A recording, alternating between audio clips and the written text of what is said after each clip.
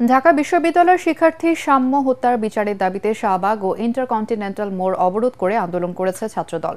খুনিদের অতি দ্রুত গ্রেফতার না করলে প্রধান উপদেষ্টার বাসভবন যমুনা ঘেরাও করার হুঁশিয়ারি দিয়েছেন সংগঠনের সভাপতি রাকিবুল ইসলাম রাকিব।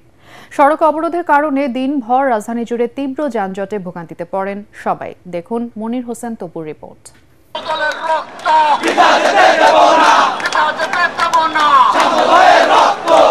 ঢাকা বিশ্ববিদ্যালয়ের স্যার এএফ রহমান হল শাখা ছাত্রদলের সাহিত্য ও প্রকাশনা সম্পাদক শাহরিয়ার আলম সাম্য হত্যার রহস্য এখনো অজানা।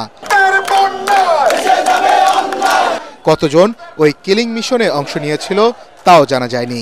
সাম্য হত্যাকারীদের গ্রেফতারে টানা আন্দোলনের অংশ হিসেবে বৃহস্পতিবার শাহবাগ ও ইন্টারকন্টিনেন্টাল মোড় অবরোধ করে ছাত্রদল।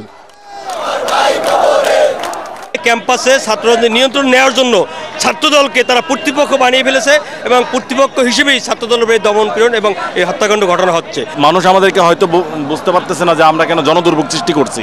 আসলে আমাদের এই বিচারের দাবিতে রাজপথে ঠেলে দেওয়া হয়েছে। ঢাকা বিশ্ববিদ্যালয় আমাদেরকে সুপরিকল্পিতভাবে আজকে এই রাজপথে এবং শাহবাগ অবরোধ করার মতো কর্মসূচি দিতে বাধ্য করেছে। সাম্যতার নিজ ক্যাম্পাসে হত্যার শিকার হওয়ার পরেও প্রশাসন কেন চুপ করে আছে?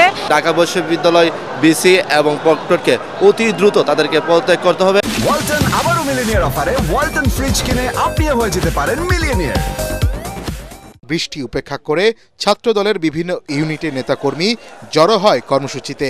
সকাল থেকে বিকেল পর্যন্ত চলে তাদের আন্দোলন।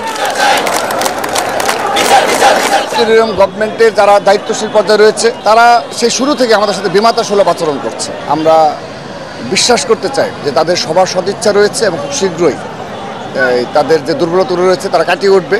কারণ এই সাম্য হত্যার মাধ্যমে একটি বিষয় স্পষ্ট হয়েছে যে আইনশৃঙ্খলা রক্ষাকারী বাহিনী কিন্তু তাদের কিন্তু দুর্বলতা রয়েছে এবং স্পষ্ট।